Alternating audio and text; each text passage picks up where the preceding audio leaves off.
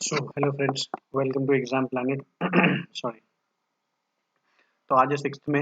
आज वीडियो थोड़ी सी लेट हो गई है। राइट। कुछ पर्सनल प्रॉब्लम्स थी घर में, उसकी वजह से। तो चलो कोई बात नहीं, स्टार्ट करते हैं आज की वीडियो। आज एक ही खबर है, मैं आपको पहले बता रहा हूँ। पर ये मत सोचिएगा वीडियो 2 मिनट में खत्म हो जाएगी। एक ही खबर है, पर ये बहुत इंपॉर्टेंट खबर है। इस एक खबर को खत्म करने में मुझे 6-7 स्लाइड्स लग गई हैं। तो बहुत ध्यान से समझिएगा। कल आरबीआई की एक प्रेस कॉन्फ्रेंस आई थी, उसने पूरा पैरामीटर समझाया था, पूरी सिनेरियो समझाई थी। जो सेकंड कोविड की वेव आई है, उससे इंडिया को कितनी प्रॉब्लम्स आ रही हैं और इकोनॉमिकली बेसिकली, और उसको कैसे टैकल किया जाएगा, और आरबीआई उसमें क्या-क्या स्टेप्स ले रही है, वो हर एक स्टेप मैं आपको समझाने वाला हूँ। ठीक है। कल का दिन इसलिए बहुत इंपॉर्टेंट था। खुद शक्तिकांत दास ने आके प्रेस कॉन्फ्रेंस करी थी। उन्होंने बोला था वो प्रेस कॉन्फ्रेंस करेंगे, प्रेस कॉन्फ्रेंस करी और उन्होंने बताया डिटेल में कि आखिर हुआ क्या है बेसिकली। चलिए तो स्टार्ट करते हैं।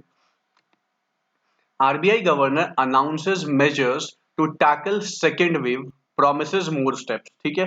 तो आरबीआई के गवर्नर, सबसे पहले आपको पता होना चाहिए आरबीआई का फुल फॉर्म क्या है। Reserve bank of India. RBI का हेडक्वार्टर कहाँ है? मुंबई में है। आरबीआई के गवर्नर कौन है? का नाम है शक्तिकांत दास। ठीक है। आरबीआई में 4 डिप्टी गवर्नर्स होते हैं। आपको चारों डिप्टी गवर्नर्स के नाम याद होने चाहिए। राइट।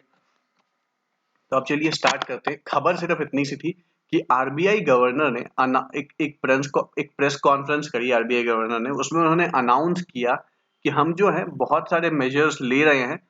कोविड का जो सेकेंड वेव आया है, जिसकी वजह से बहुत सारी प्रॉब्लम्स हमारी कंट्री को झेलनी पड़ रही है, मेंटली, फिजिकली, मेडिकली। और तो आरबीआई बोला, being a financial arm, being a economic arm, we will try to keep our economy on track, और we will try to boost our economy. हम उसको कम से कम ट्रैक पे रखने की एटलीस्ट कोशिश करेंगे। उन्हीं सब चीजों को देखते हुए आरबीआई ने कुछ मेजर्स लिए हैं, कुछ स्टेप्स लिए हैं। ठीक है। और ये भी प्रॉमिस किया है कि इन फ्यूचर और भी अगर स्टेप्स लेने होंगे तो हम वो भी लेंगे, ताकि हमारी इकोनॉमी एक बेहतर स्थिति में बनी रहे। राइट। तो अब समझिए स्टेप्स क्या क्या लिए गए हैं। सबसे पहले एक पेन सेलेक्ट कर लूं मैं। ठीक है। तो the Reserve Bank of India has announced several measures as a part of calibrated strategy to tackle the second COVID-19 wave in the country। ठीक है। ये तो मैंने आपको बताया, उन्होंने मेजर्स लिए हैं ताकि कोविड-19 का जो सेकंड वेव है उसे टैकल किया जा सके। The measures will help health care providers. ये जो मेजर्स हैं, ये हेल्थ केयर प्रोवाइडर्स जो हैं उनकी हेल्प करेगा। की medical suppliers, small borrowers, MSMEs and businesses. तो ये बेसिकली उनको ध्यान में रखते हुए बनाया गया है कि जो हेल्थ केयर प्रोवाइडर्स हैं, ठीक है, चाहे वो हेल्थ केयर फैसिलिटीज देने वाले हों या फिर हेल्थ केयर इक्विपमेंट बनाने वाले हों, की मेडिकल सप्लायर्स हों, स्मॉल बोरोवर्स हों, एमएसएमईज हों, जो हेल्थ केयर के फील्ड में वर्क कर रहे हैं, उनको हेल्प करने के लिए इसमें मेजर्स लिए गए हैं, ताकि वो उनको अगर इनडायरेक्टली हेल्प होगी तो वो समहाउ इस बीमारी से लड़ने में हमारे देश की मदद कर पाएंगे। Right. As a part of the measures, the RBI eased lending and restructuring norms for all stakeholders, especially those smaller businesses and MSMEs that have been impacted by the second wave। ठीक है। तो अब इसमें देखिए, इसमें किया क्या है आरबीआई ने ये किया है कि उसने अपना जो as a part of the major, the RBI eased lending and restructuring norms. जो लेंडिंग नॉर्म्स होता है, जब आप लेंड, बेसिकली हम बैंकिंग और इकोनॉमिक टर्म्स में लेंडिंग बोलते हैं लोन को। तो जब आप लोन लेते हो ना, उसमें जो जो भी कैजुअलिटीज होती हैं, कैजुअलिटीज कहने का मतलब है जो भी उसमें फॉर्मेलिटीज, सॉरी कैजुअलिटीज बोल रहा हूँ मैं, जो भी उसमें फॉर्मेलिटीज होती हैं, ठीक है, उसको थोड़ा सा आसान बनाया गया है। आरबीआई ने आसान बना दिया है ताकि लोग आसानी से लोन ले सकें। और जो रीस्ट्रक्चरिंग होती है ना ऑलरेडी लोन्स की, राइट, कि एक बंदा आता है, बोलता है मैंने 200 रुपए का लोन लिया था, पर मैं तो अब दे नहीं पाऊंगा, मैं 190 रुपए दे पाऊंगा। तो उसको हम रीस्ट्रक्चरिंग बोलते हैं। तो बैंक आपस में बैठ के डिसाइड करते हैं, अच्छा ठीक है आप 190 दे पाओगे, हमें तो 200 चाहिए, तो चलिए हम डील करते हैं 195 में डील करते हैं, 195 आप हमें दे दीजिए, हम मान जाएंगे। ठीक है। तो इसको रीस्ट्रक्चरिंग बोलते हैं। तो आरबीआई ने बोला है कि जो लेंडिंग और रीस्ट्रक्चरिंग के जो रूल्स थे उसको उन्होंने आसान कर दिए हैं, ताकि और ज्यादा स्टेक होल्डर्स जो हैं इसमें लोन ले पाए। ठीक है। स्पेशली दोस्त जिनको सेकेंड वेव की वजह से, जिनके बिजनेस को बहुत नुकसान पहुंचा है, smaller businesses and MSMEs that have been impacted by the second wave severely. Right.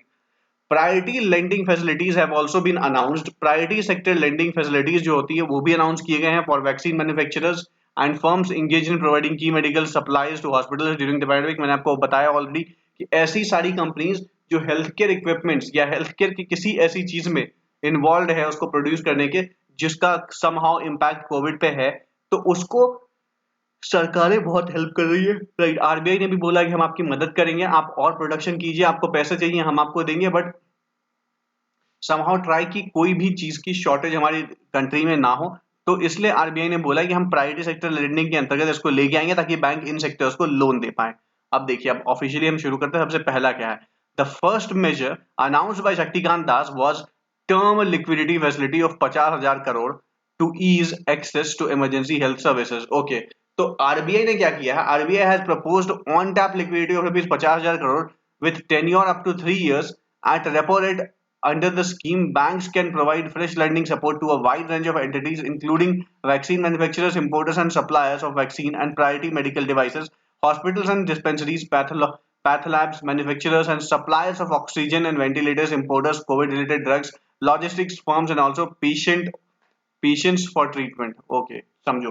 Basically RBI ने क्या किया है कि एक 50,000 करोड़ का फंड बना दिया है। The first major announced by Shaktikanta Das, term liquidity facility of 50,000 crore. 50,000 crore का एक फंड बना दिया है, जिसके तहत उन्होंने बोला है कि ऐसी सारी कंपनीज, ऐसी सारी एमएसएमईज और जो कंपनीज हैं जो किसी ना किसी रूप में कोविड को कम करने में हमारे देश की हेल्प कर रही है, चाहे वो ऑक्सीजन बनाने वाली कंपनी हो, चाहे वो ऑक्सीजन सिलेंडर बनाने वाली कंपनी हो, चाहे वो पैथ लैब्स हो जो टेस्ट कर रही है, चाहे वो पीपी किट्स मेकर हो, चाहे वो सैनिटरी क्या बोलते हैं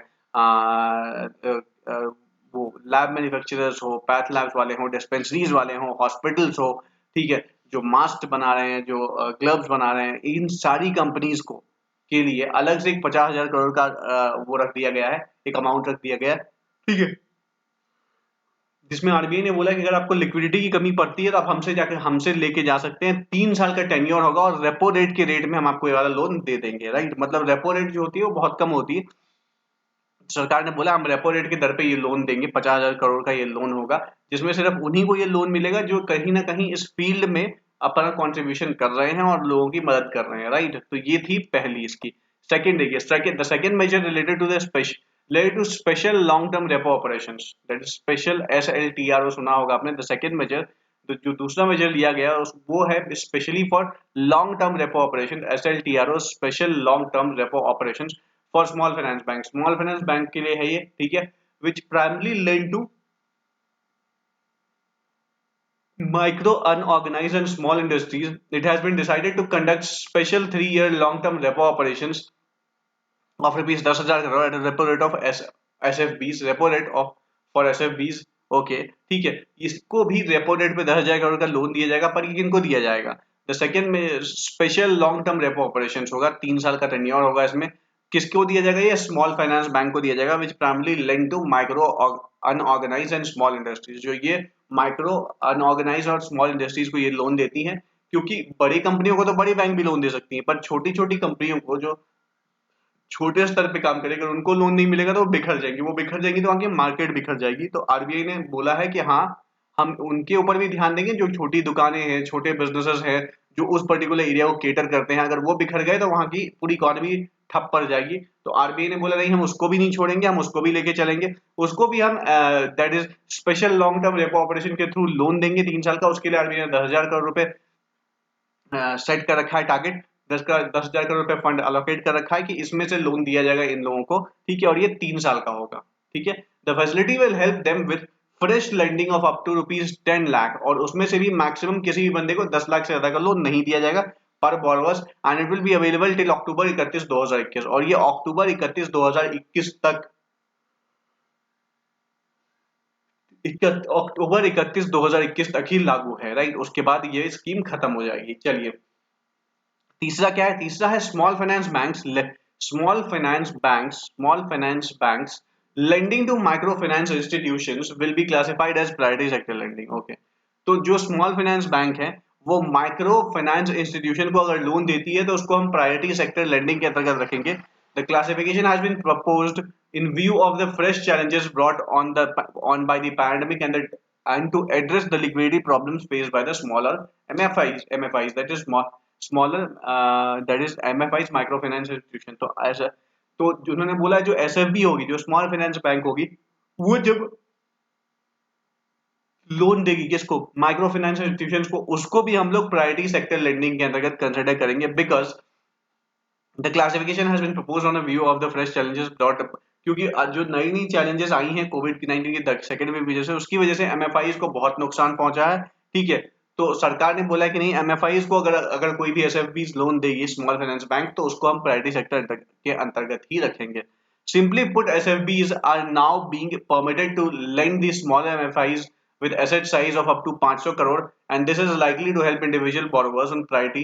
This facility will be available up to मार्च 31 2022। ठीक है, तो इसमें बोला गया स्मॉल फाइनेंस बैंक जो है वो एनएफसीज को एमएफआईज को, जिसको हम बोलते हैं माइक्रो फाइनेंस इंस्टीट्यूशंस को लोन दे सकती है जिसका एसेट साइज 500 करोड़ या उससे कम होगा, setup up to rupees 500 crore या उससे कम होगा, is likely to help individual borrowers on priority. The facility will be available up to 31 March 2022 तक ही अवेलेबल है। ठीक है, चलिए 3 मैंने आपको समझा दी हैं। चौथा देखिए, credit to unbanked MSME entrepreneurs. आपको तो हेडलाइन से समझ में आ गया होगा।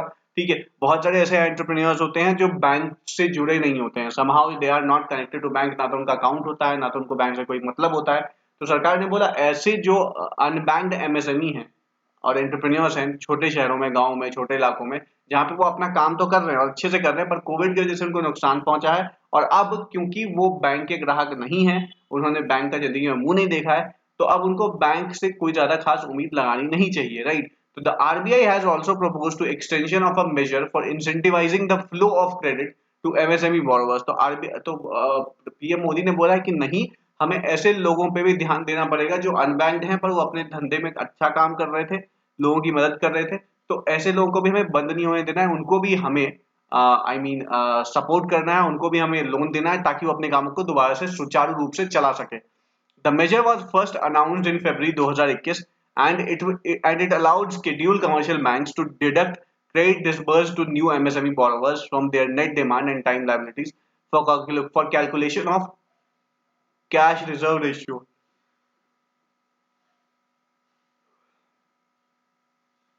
In order to further incentivize the inclusion of the unbanked MSMEs into the banking system, this exemption currently available for exposures up to rupees 25 lakh for credit disbursed up to the fortnight ending October 1 2021 is being extended till December 31 2021। ठीक है, तो इसमें बोला गया 25 लाख तक का आपको loan मिल सकता है इसमें। ठीक है, disbursed up to fortnight ending October 2021, 25 lakh तक इसमें आपको लोन मिल सकता है, ये अनबैंक्ड वाला प्रोसेस में। ठीक है, तो ये पूरी खबर है। पांचवा पे आते हैं, fifth is resolution 2.0 for individual small businesses.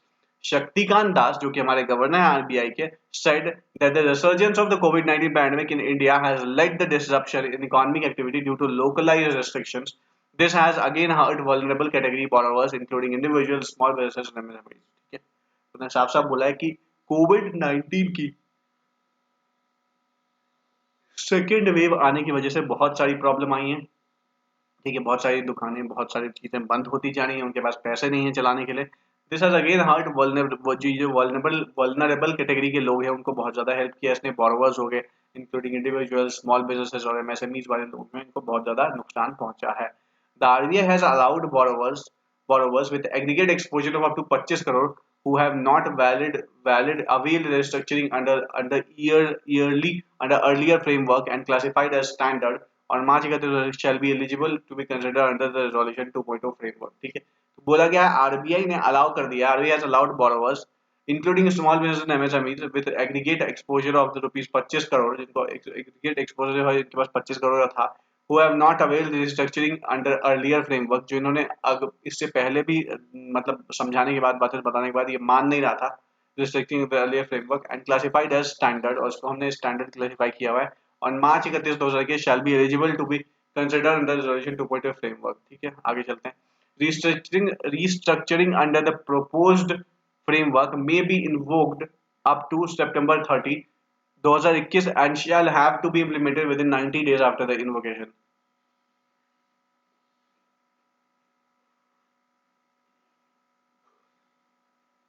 Restructuring जो होगा अंडर प्रपोज्ड फ्रेमवर्क में B invoked up to September 30, इसको हम अब हो सकता है इन्वोक कर सकते हैं सितंबर 30 2021 तक के लिए, and shall have to be implemented within 90 days after the invocation. Invocation के 90 दिन के अंदर इसको इंप्लीमेंट कर देना पड़ेगा। ये है खबर। अगला लास्ट होगा, आई थिंक ये नहीं लास्ट नहीं होगा, छठा सातवां होगा, rationalisation of KYC compliance requirements. ठीक है, पहले क्या होता था जब आप अकाउंट खुलवाने जाते थे या कुछ करते थे वो बोलते थे केवाईसी लिंक कराओ, केवाईसी लिंक कराओ, केवाईसी लिंक कराओ, पर अब वैसा कुछ नहीं होगा।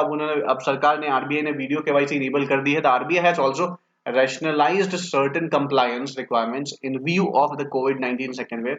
The scope of video KYC, known as VCIP, video-based computer identification process, for new categories of customers such as proprietorship firms, authorized signatory, and beneficial owners of legal entities, and for periodic updation of KYC. Conversion of limited KYC accounts opened on the basis of Aadhaar eKYC authentication in non-face-to-face mode to fully KYC compliant accounts. ठीक है? Enabling the use of KYC identifier of centralized KYC registry. Enabling the use of KYC identifier of centralized KYC registry for VCIP and submission of electronic documents including identity documents issued through DigiLocker is identity proof. ठीक है? खबर सिर्फ इतनी सी है कि इन्होंने KYC जो थी, जो पहले नॉर्मल हुआ करती थी, उसमें सिर्फ वीडियो केवाईसी को अप्रूवल दे दिया, तो आसानी से अकाउंट खुल पाएंगे और सारी चीजें हो पाएंगी. ठीक है, चलिए. Relaxation in overdraft facility for state government. तो स्टेट गवर्नमेंट जो थी उनको ओवरड्राफ्ट फैसिलिटी आरबीआई देती थी, पर अब उस ओवरड्राफ्ट फैसिलिटी को और रिलैक्स कर दिया गया है. The RBI has also announced certain relaxation with regards to availment of overdraft facility by states. The maximum number of days of overdraft in a quarter is being increased from 36 to 50 दिन. तो overdraft ना पे करने की जो वो होती है, टेन्योर होती है, वो एक क्वार्टर में वो 36 दिन होती है, जिसको बढ़ा के 50 दिन कर दिया गया है. उनको 50 दिन का वक्त मिलेगा. And the number of consecutive days of OD, और जो नंबर ऑफ डेज थे ओवरड्राफ्ट के, वो 3 दिन 4 दिन हुआ करता था, फ्रॉम 14 to 21 डेज. अब उसको 14 से 21 दिन कर दिया गया है. This facility will be available up to September 30, 2021, और ये सितंबर 30, 2021 तक यही फैसला वैलिड रहेगा. ठीक है, तो ये पूरी खबर थी आरबीआई की. Thank you so much. I hope आपको पसंद आई होगी. बोलूंगा फिर भी अपने से एक बार पढ़ लेना. अगर नहीं समझ में आया तो वीडियो को 2, 3, 4 बार देखना, आपको समझ में आ जाएगी आखिर इसमें है क्या. बहुत इंपॉर्टेंट खबर है, इससे सवाल बनेंगे आपके एग्जाम्स में, कोई उपाय नहीं है. मैंने इसलिए दूसरी कोई खबर नहीं दी क्योंकि मुझे ये बहुत बड़ी खबर लगी, राइट, और इससे सवाल बनेंगे हर हाल में. चलिए, थैंक यू सो मच. पसंद आई हो तो वीडियो लाइक कीजिए, सब्सक्राइब कीजिए, शेयर कीजिए, और अपने दोस्तों को बताइए कि भाई हाँ, अब जो है हर रोज आपको एक बैंकिंग अवेयरनेस मिल रहा है रेगुलरली. ठीक है, बिना लेट हुए. आज थोड़ा सा लेट हो गया, वरना लेट नहीं होगा, आपके उठने से पहले आपको मिल जाया करेंगी. ठीक है, तो ये बहुत अच्छी चीज़ है. आई होप आपको पसंद आई होगी. अपने दोस्तों को बताइए, वो भी देखें, आप भी देखिए, सब्सक्राइब कीजिए, हमारे चैनल को सपोर्ट कीजिए, ताकि हम आपका सपोर्ट कर पाएँ इन रिटर्न. ठीक है, thank you so much. Bye bye.